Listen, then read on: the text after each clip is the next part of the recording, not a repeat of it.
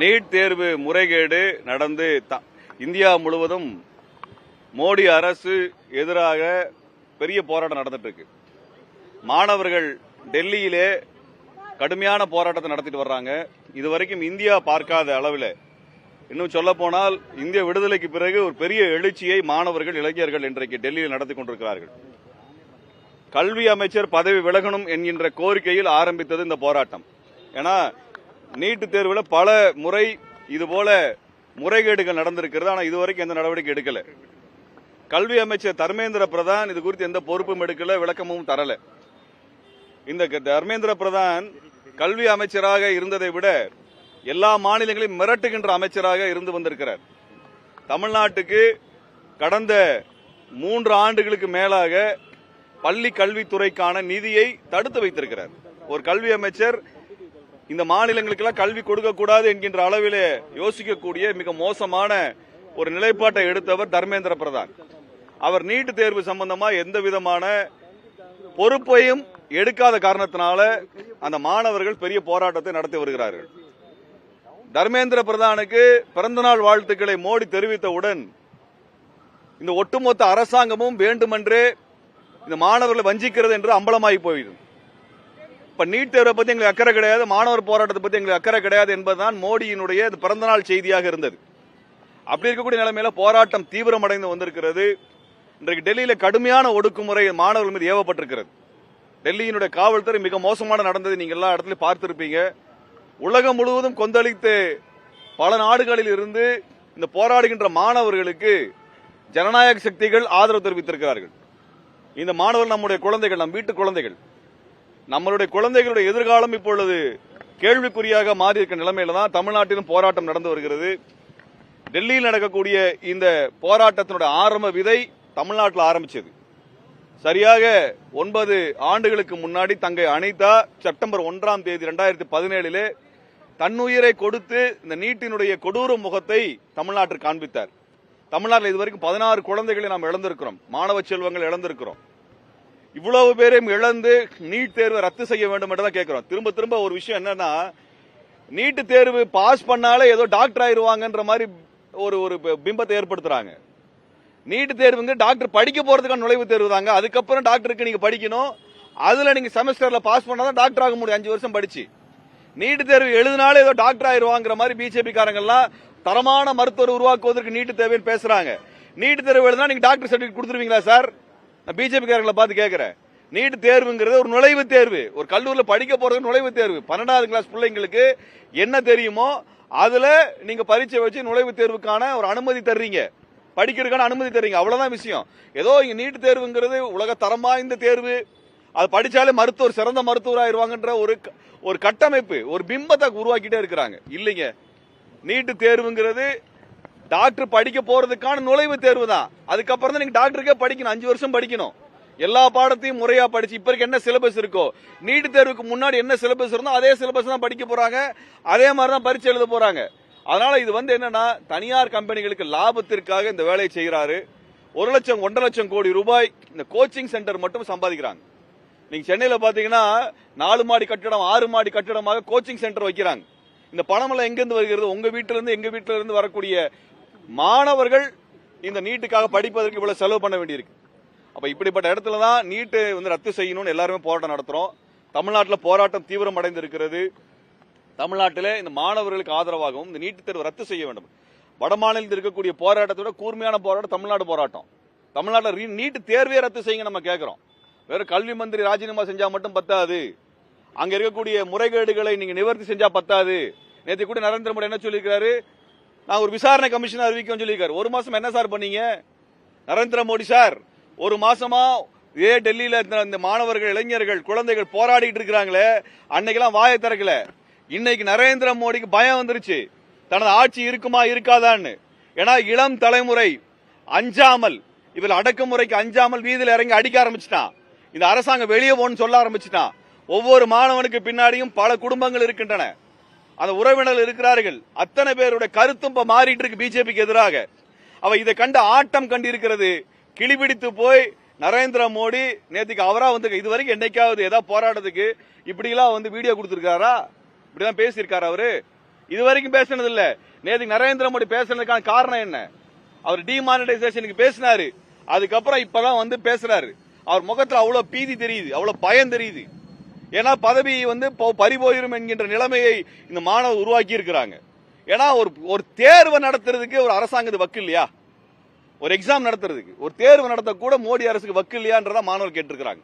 அப்ப இப்படிப்பட்ட ஒரு போராட்டம் தமிழ்நாட்டில் தீவிரமடைகிறது. தமிழ்நாட்டிலங்க உங்க எல்லாருக்கும் தெரியும், தமிழ்நாட்டில் நீட்டு வேண்டாம் என்று அதிமுக ஆட்சியிலும் தீர்மானம் நிறைவேற்றியது. திமுக ஆட்சியில் தீர்மானம் நிறைவேற்றி சட்ட வரைவு கொடுத்தாச்சு. இந்த சட்ட வரைவுக்கு இன்னும் ஆளுநர் ஒப்புதல் தராம அது ஜனாதிபதிக்கு அனுப்பி, ஜனாதிபதிக்கு அனுப்பாம அங்க அமைச்சரவையில் தடுத்து வச்சு, நிர்மலா சீதாராமன் தடுத்து வச்சு, இத்தனையும் நம்ம பார்த்திருக்கிறோம். அப்ப தமிழ்நாடு வந்து நீட்டில் விலக்கு கேட்கிறோம். கல்வி என்பது மாநில பட்டியலிலும் இருக்கிறது. நம்மளும் சட்டம் போடலாம் கல்விக்கு. இந்த தேர்வு வேணும் வேண்டாம் என்று சொல்லுவதற்கு நம்ம சட்டம் இருக்குது. இப்ப ஒன்றிய அரசினுடைய சிபிஎஸ்இ பாடத்திட்டம் இருக்குது, தமிழ்நாடு அரசினுடைய பாடத்திட்டம் இருக்கு, ரெண்டுமே இருக்கு இல்லையா? அப்ப ஒன்றிய அரசிற்கும் அந்த கல்வியில சட்டம் இயற்றுவதற்கு உரிமை இருக்குதுனால் மாநில அரசிற்கும் கல்வி குறித்து சட்டம் இயற்றுவதற்கு உரிமை இருக்கிறது. அதனால மாநில பள்ளி கல்வி திட்டங்கள் இங்கே இருக்கின்றன, கல்லூரி திட்டங்கள் இருக்கின்றன. அப்ப நம்ம வந்து நீட்டு வேண்டாம்னு சொன்ன பின்னாடி அதுக்கான விளக்கை இதுவரைக்கும் ஒன்றிய அரசு தரல. திமுக அரசு இதற்கான வழக்கை தொடுத்தார்கள், அதுவும் கிடப்பில போடப்பட்டிருக்கிறது. இப்படி நம்ம மாணவர்களுடைய எதிர்காலத்தை நாசப்படுத்தி இருக்கிறாங்க. தமிழ்நாட்டில் இருக்கக்கூடிய மருத்துவக் கல்லூரியில், தமிழர்கள் நடத்தக்கூடிய மருத்துவக் கல்லூரியில், தமிழ்நாடு அரசு தனது வரிப்பணத்தில் நடத்தக்கூடிய மருத்துவக் கல்லூரியில இந்த தமிழ்நாட்டு கல்வி திட்டத்தில் படித்த நமது மாணவர்கள், தமிழ் மாணவர்கள் மருத்துவக் கல்லூரி படிக்கிறதை நீட் தடுக்குதுங்க. வேற ஒண்ணுமே கிடையாது. நம்ம வரியில நம்ம நடத்துற மெடிக்கல் காலேஜில் நம்ம பள்ளிக்கூடத்தில் படிக்கக்கூடிய நம்ம பிள்ளைங்க படிக்க முடியாத தடுப்பதுதான் நீட் தேர்வு. ரொம்ப எளிமையான விஷயம், அவ்வளவுதான். நம்ம கேட்கறதான் கேட்கிறோம். எங்க ஊர்ல நாங்க நடத்துற காலேஜில் எங்க பிள்ளைங்க படிக்கிறத நீ ஏன் தடுக்கிற? நீ ஏன் டெல்லியில் இருக்கக்கூடிய ஆள் நீ ஏன் தேர்வு வைக்கிற? உனக்கு எங்க தமிழ்நாடு கல்வி திட்டத்தை பத்தி என்ன தெரியும்? உனக்கு தமிழ்நாட்டினுடைய மாணவர்களை பற்றி என்ன தெரியும்? மிகச்சிறந்த தலை சிறந்த மருத்துவர்களை இதே தமிழ்நாடு இதே கல்வி திட்டத்தில் உருவாக்கி இருக்கிறது, இதே மருத்துவக் கல்லூரியில் உருவாக்கி இருக்கிறார்கள். உலக புகழ்பெற்ற மருத்துவர்கள் இங்கிருந்து வந்திருக்கிறார்கள். உலகத்திலே இன்றைக்கு மெடிக்கல் டூரிசத்துக்கு தமிழ்நாடு தான் இந்தியாவிலேயே முதன்மை இடமாக இருக்கிறது. உலகம் முழுக்க இங்கு சிகிச்சை பெறுவதற்கு வருகிறார்கள். இப்படிப்பட்ட இடத்துல இருக்கக்கூடிய நாம துணிஞ்சு சொல்றோம், நீட் தேர்வு எங்களுக்கு தேவையில்லை. நல்ல மருத்துவர்கள் தமிழ்நாடு உருவாக்கி இருக்கிறது, எங்களுக்கு நீட் தேவையில்லை. நீட்டுங்கிறது ஒரு முறைகேடு. Need is a scam. Need is a scam. அது ஒரு ஊழல். நீட் என்பதே ஒரு ஊழல். அந்த ஊழல் தேவையில்லைன்னு சொல்ல ஒன்றிய அரசின் அலுவலகமாக இருக்கக்கூடிய சாஸ்திரி பவனுக்கு எதிராக நாம் முழக்கம் எழுப்புறோம், கண்டனத்தை தெரிவிக்கிறோம். இந்த அடக்குமுறை நிறுத்துன்னு சொல்றோம், நீட்டை ரத்து செய்யணும் சொல்றோம், மோடி பதவி விலகுன்னு சொல்றோம். அதுக்கு தான் இன்றைக்கு வந்திருக்கிறோம். தமிழ்நாட்டிலும் தமிழ்நாட்டிலும் மாணவர்கள் போராடுறாங்க. இந்த எஸ்எஃப்ஐ டிஒய்எஃப்ஐ இளைஞர்கள் இவங்க எல்லாம் போராடுறாங்க. இது தவிர பிற அமைப்பை சார்ந்த ஒரு மாணவர்கள் போராடுறாங்க. அவங்க மேல காவல்துறை ஒடுக்குமுறை ஏவ வேண்டிய அவசியமே கிடையாது. தாவேக அரசு வந்து நாங்க நீட்டை ஆதரிக்கலன்னு சொல்லிட்டீங்க, கொள்கை முடிவு எடுத்துட்டீங்க. அப்புறம் என்ன பிரச்சனை சார் உங்களுக்கு? இங்க மாணவர் போராடுவதை அது ஜனநாயக உரிமை. இங்க இருக்கக்கூடிய காவல்துறை அதிகாரிகளுடைய குழந்தைகளும் காவலர்களுடைய குழந்தைகளும் மருத்துவர் ஆக வேண்டும் என்றுதான் இந்த மாணவர்கள் போராடுகிறார்கள். தாவேக அரசு, தமிழ்நாடு முதலமைச்சர் இங்க தமிழ்நாடு காவல்துறை நடத்துகின்ற இந்த அடக்குமுறை குறித்து எதுவும் பேசாம இருக்கிறீங்க, தடுக்காம இருக்கிறீங்க. எங்களது கண்டனத்தை நாங்கள் இந்த சமயத்தில் தெரிவித்துக் கொள்கிறோம். காவல்துறை ஒத்துழைக்க வேண்டும், மாணவர்களுக்கு ஒத்துழைக்க வேண்டும். ஜனநாயகமா தமிழ்நாடு சட்டசபையில் போடப்பட்ட தீர்மானத்திற்கு ஆதரவாக தமிழ்நாடு மாணவர்கள் போராடுறாங்க. தமிழ்நாடு சட்டசபையில் தீர்மானம் போட்டிருக்கிறோம், சட்ட வரைவு முன் வச்சிருக்கிறோம். அதுக்கு ஆதரவாக போராடக்கூடிய மாணவர்களை அடக்குவது சட்டவிரோதமானது என்று தாவேக அரசுக்கு தெரிவித்துக் கொள்ள விரும்புகிறோம். மே 14 இயக்கத்தினுடைய செய்தி அதுதான். தமிழ்நாடு சட்டசபையில் தீர்மானம் போட்டிருக்கு சார், சட்ட வரைவு வச்சிருக்கீங்க, அதுக்கு ஆதரவாக தான் மாணவர்கள் இங்க போராடுறாங்க. அந்த மாணவர்களை நீங்கள் அடக்கி ஒடுக்குவது என்பது சட்டவிரோதமானது. தாவேக அரசு புரிந்து கொள்ள வேண்டும்.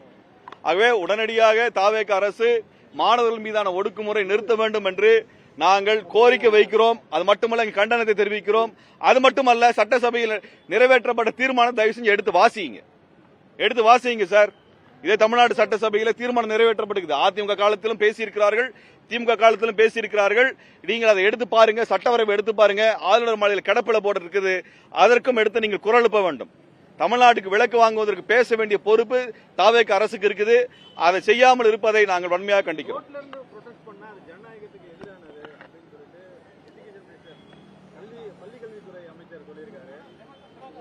ரோட்டில் இருந்து தாங்க காந்தியடிகள் போராட்டம் பண்ணாரு, அதனாலதான் இந்தியாவுக்கு விடுதலை கிடைச்சது.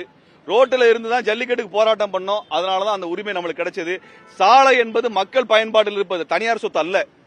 தனியார் சொத்துல போய் போராட்டம் பண்ணதான் தப்பு. சாலை என்பது பொது சொத்து. பொது சொத்துல நின்றுதான் பொதுமக்கள் போராட்டம் நடத்த முடியும். இல்ல நீங்க போராட்டம் நடத்துவதற்கு ஒரு இடத்தை ஒதுக்கி கொடுங்க, எல்லாம் அமைதியா அங்க போராட்டம் நடத்துவாங்க. உங்களுக்கு என்ன பிரச்சனை? ஜந்தர் மந்தர்ல யார் வேணா போராட்டம் நடத்தலாம், அனுமதி எல்லாம் தேவையில்லை. அந்த இடம் போராட்டம் நடத்துவதற்கு ஒதுக்கப்பட்ட இடம். அப்படி ஒரு இடத்தை ஒதுக்கி கொடுங்க, நாங்க பாட்டு போராட்டம் அமைதியா பண்ணிட்டு போறோம். நீங்கள் போராட இடம் கொடுக்காத காரணத்தினால்தான், அதற்கான இடத்தை நீங்கள் ஒதுக்காத காரணத்தினால்தான் இங்க பொது அமைதிக்கு குந்தம் விளைவிக்கின்ற வகையில் போராடுகின்ற நீங்க பேசுறீங்க. இடத்தை ஒதுக்கி கொடுக்குறது உங்க வேலை. உங்க வேலை நீங்க ஒழுங்கா பண்ணா மாணவரே எங்கேயோ போய் உட்காரான், மாணவியே எங்கேயோ போய் உட்காரணும். இடத்தை ஒதுக்கி கொடுக்குறது அரசோட வேலை. நீங்க மெரினா பீச் ஒதுக்கி கொடுங்க. சினிமா போடுறீங்கல்ல, இந்த ஃபுட்பால் மேட்ச் போட்டீங்கல்ல, ஃபைனல்ஸ் ஸ்கிரீன் வச்சு போட்டீங்கல்ல, உங்களுடைய கட்சி தலைவருடைய திரைப்படத்தை போடுறீங்கல்ல, அப்ப ஏன் போராடுறதுக்கு இடம் கொடுக்க கூடாது? அங்க நீட்டுக்கு இதுக்கெல்லாம் இடம் கொடுக்குது, இதுக்கெல்லாம் மெரினால் இடம் இருக்குது. ஆனா எங்க பசங்க போய் உட்கார, எங்க மாணவர் செல்வங்கள் போய் உட்கார்றதுக்கு இடம் இல்லையா? நீங்க தான் சொன்னீங்க ஜென்சி புரட்சி வருதோ தமிழ்நாட்டில் சொல்லி. கடந்த தேர்தல் நீங்க தான் சார் பேசுனீங்க. இந்த ஜென்சி புரட்சி தயாராயிட்டாங்க, ஜென்சி புரட்சிக்கு தயாராயிட்டாங்க. எங்க சார் நீங்க எங்க சார் போயிட்டீங்க? ஜென்சி புரட்சிக்கு தயாரா இருக்கிறாங்க. அப்ப இந்த மாணவர்களை ஓட்டு போடுறதுக்கு மட்டும் நீங்க பயன்படுத்துவீங்களா? அதுக்கு மட்டும் தான் மாணவர்கள் தேவையா? இளைஞர்கள் அதுக்கு தான் தேவையான்றதான் எங்க கேள்வி. அதனால போராடுவதற்கு மெரினா கடற்கரை இடம் ஒதுக்கி கொடுங்க. அங்க சீரணி அரங்கில தான் அங்கே தமிழ்நாடு தமிழருக்கு என்ற தந்தை பெரியாரின் முழங்கி அதே கடற்கரைகள் தான் சீரணி அரங்கு கட்டப்பட்டது. அங்கதான் அறிஞர் அண்ணா பேசியிருக்க தமிழ்நாட்டின் தலை சிறந்த தலைவர்கள் கர்ம வீரர் காமராஜர் உள்ளிட்டவர்கள் சீரணி அரங்கில மெரினா கடற்கரை என்பது வரலாற்று சிறப்பு மிக்கது. அதை போய் பூட்டி வைக்கிறீங்களே சார். உலகத்தில் எங்கேயாவது பீச்சை பூட்டி வைப்பானா? உலகத்தில் 2வது பெரிய கடற்கரை இல்லையா? நீங்க பாடத்திட்டத்தில் சொல்றீங்க 2வது பெரிய கடற்கரையை பூட்டி வைக்கிறீங்களே, மக்களை போகக்கூடாதுன்னு சொல்றீங்களே, இது எதுக்கு இந்த பயப்படுறீங்க? என்ன ஆயிர போது? ஃபுட்பால் மேட்சுக்கு போறவன், கிரிக்கெட் மேட்சுக்கு போறவன், இதெல்லாம் பாக்குறதுக்கு போறவன், உங்க தலைவரோட சினிமா படத்தை பார்க்க போறவன், அதை விட அமைதியாக இங்க மாணவ இளைஞர்கள் போராட்டம் நடத்துவார்கள்.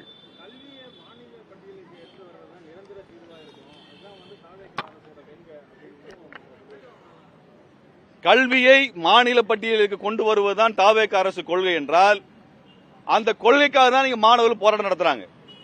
போராட்டத்தின் மூலமாகத்தான் இது சாத்தியப்படுத்தும். உங்களுக்கு எந்த எம்பியும் கிடையாது. அப்ப இங்க இருக்கக்கூடிய மாணவர் போராட்டம் மக்கள் போராட்டத்தின் மூலமாக சட்டசபையில் தீர்மானம் போடுங்க.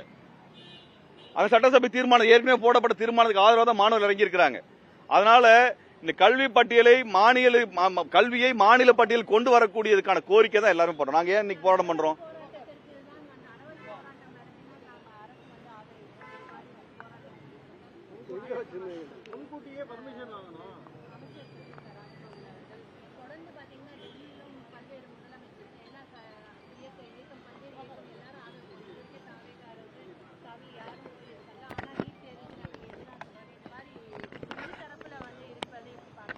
ஏதாவது என்னங்க அறவழி போராட்டம்னா இதுதான் அறவழி போராட்டம். அமைதியாக கையில் எந்த ஆயுதமும் இல்லாமல் வர்றதான் அறவழி போராட்டம். கையில எல்லாரும் இங்க துப்பாக்கில எடுத்துட்டு வரல, வேல்கம்பு கடப்பாறையெல்லாம் தூக்கிட்டு வரல. இதுதான் அறவழி போராட்டம், அமைதியான போராட்டம். யார் கையிலையும் எதுவும் கிடையாது. கையில ஒரே ஒரு அட்டை மட்டும் வச்சிருக்கிறோம், முளைக்காட்டை வச்சிருக்கிறோம். இது போலதான் மாணவர்கள் போராட்டம் நடத்துறாங்க. அவங்க கையில வேற எந்த ஆயுதமும் கிடையாது, கம்பு கூட கிடையாது. அறவழி போராட்டங்கள் இதுதாங்க அறவழி போராட்டம். இதுக்கு இடத்தை ஒதுக்கி கொடுங்க. அனுமதி பெறுவதென்றால் காவல்துறையிட இடத்தை ஒதுக்கி கொடுக்க சொல்லி நீங்க முதலமைச்சர் உத்தரவு போடட்டும். ஒரு தெரு ராஜரத்ன ஸ்டேடியம் இருக்குது, ஒதுக்கி கொடுங்க. சிவானந்த சாலை இருக்குது, ஒதுக்கி கொடுங்க. அங்க போய் போராட்டம் நடத்தலாம்னு சொல்லுங்க. ஒவ்வொரு முறை லெட்டர் எழுதி கொடுத்து லெட்டர் எழுதி 5 நாளுக்கு காத்திருக்கணும். அப்படியா காத்திருக்கிறாங்க டெல்லியில எல்லாம்? அதனால தாவேக அரசு இதுல இரட்டை நிலைப்பாடு எடுத்துக்கொண்டிருக்கிறதா அம்பலமாகிறது. உங்கள் அரசு ஆட்சிக்கு வந்து வெகு காலத்துக்குள்ளாகவே, வெகு குறுகிய காலத்துக்குள்ளாகவே அம்பலமாகிறாதீங்க என்பதான் எங்க வேண்டுகோள்.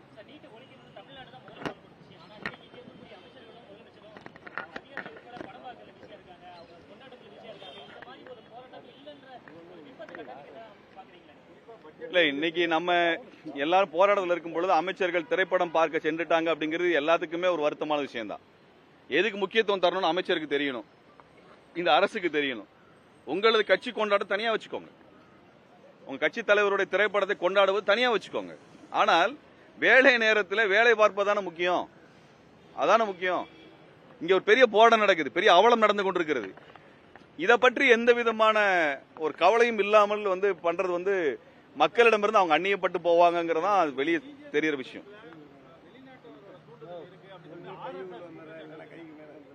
எனக்கு புரியல.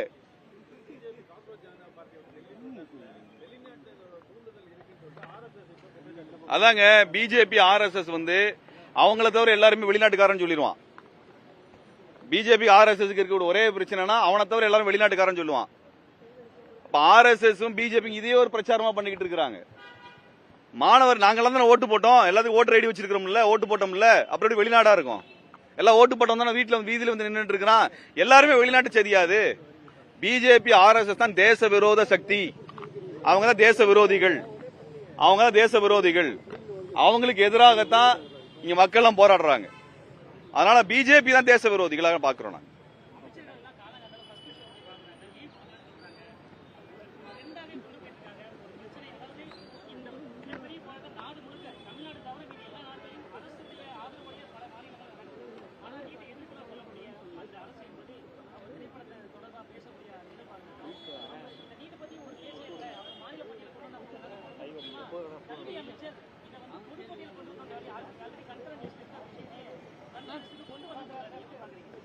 இப்ப நீங்க என்ன சொல்றீங்கன்னா, ஒரு நம்ம எல்லாம் போராட்டத்தில் இருக்கும்போது ஃபர்ஸ்ட் டே ஃபர்ஸ்ட் ஷோ காலையில ஷோவே போய் அமைச்சர்கள் உட்கார்ந்துருக்காங்கன்னு சொல்றீங்க, அதானே சொல்றீங்க?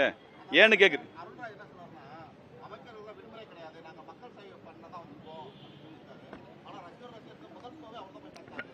இல்லைங்க, அதுதான் அவங்க எங்க இருந்து வந்தாங்களோ அதான பண்றாங்க.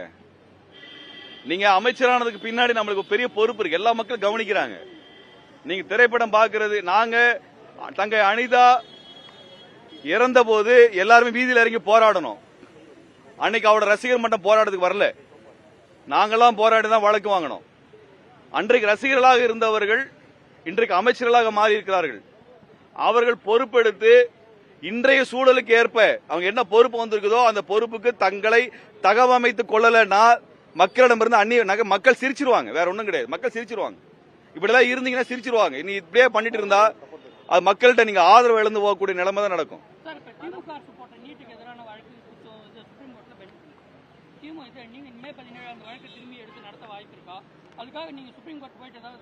இல்லைங்க, அது தமிழ்நாடு அரசு போட்ட வழக்கு தான். அது நாங்க தனியா வாய்ப்பு இருந்தா நிச்சயமா நாங்க செய்வோம்.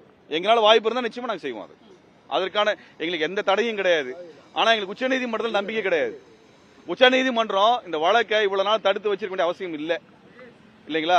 எங்களுக்கு உச்சநீதிமன்றத்து மேல பெரிய நம்பிக்கை இல்லை. இன்னைக்கு உச்சநீதிமன்ற நீதிபதி என்ன சொல்றாரு, மாணவர் தாக்கப்பட்டதுக்கு அது எங்க வேலை இல்ல, எங்களுக்கு நேரம் இல்லைன்னு சொல்றாங்க. இப்படிப்பட்ட உச்சநீதிமன்றத்தின் மேல தங்கை அனிதாவுக்கு நீதி கிடைக்காத உச்சநீதிமன்றத்தில் எங்களுக்கு என்னங்க நம்பிக்கை இருக்க போது? அதாங்க, உச்சநீதிமன்றத்தின் மீது எங்களுக்கு நம்பிக்கை கிடையாது. ஏன் நம்பிக்கை கிடையாதுன்னு சொல்றோம்னா, அவர்கள் மக்கள் சார்பாக தீர்ப்புகள் தரவில்லை என்பதுதான் அம்பலமாக இருக்கிறது. அதுதான் எங்களுக்கு இருக்கக்கூடிய ஒரே கேள்வி. நன்றி.